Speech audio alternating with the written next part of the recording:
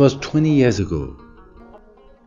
I was on my way to meet a population caught up in a war imposed by the biggest and most powerful army in the world, the Russian army. During those years in Afghanistan and elsewhere, I discovered as a young photojournalist war and the world at its most cruel. But when the guns fall silent and the armies withdraw, what is most urgently needed is tangible reconstruction, operations, vaccination, bandage to overcome the handicaps and suffering caused by war. But there is also an invisible form of destruction, most difficult to heal, that of damaged dignity, that of wounded soul, that of wounded culture. These gaping wounds to the soul, buried in the deepest part of one's being, can in the long term undermine efforts to physically rebuild a country. The culture of war breeds more war. People who aren't given intellectual and cultural weapons have just one reference: the deafening noise of guns. That's why Aina came into being.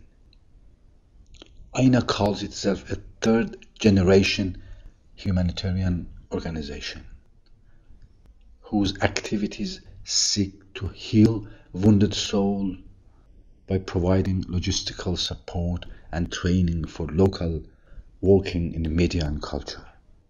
Today in Afghanistan, Aina is supporting the creation of civil society and democratization after more than 2 decades of war. Hundreds of Afghans are working in the media and cultures in a variety of fields.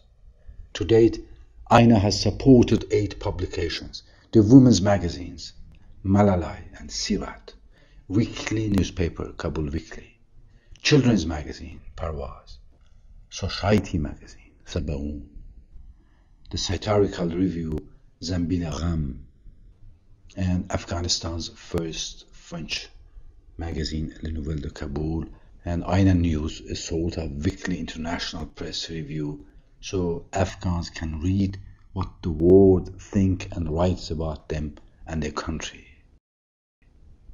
In video, Aina has sought to train Afghan women to tell the story of their country over the last 20 years. This is their story. It is the camera women trained by Aina who film and interview these women and tell their stories. In this way, we discover another Afghanistan. Then there are photojournalists, around 15 young men and women who are among the first Afghan photojournalists and also the first female Afghan photojournalist. Aina has set up a radio department called Afghan Women Voices and a mobile cinema unit designed to travel from village to village, both to educate people who cannot read newspapers or magazines. In its production and training activities, Aina uses up-to-date technology, aware of the gap between media professionals in the West and those in Afghanistan in terms of modern logistical support. Aina has sought to provide these tools of freedom to Afghanistan.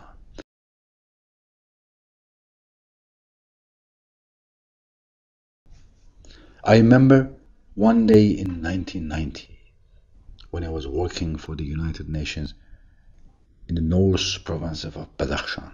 I heard children laughing.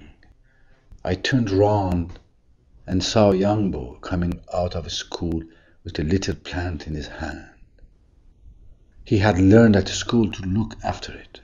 When I took this photo, I asked him, "What are you going to do with your plant?"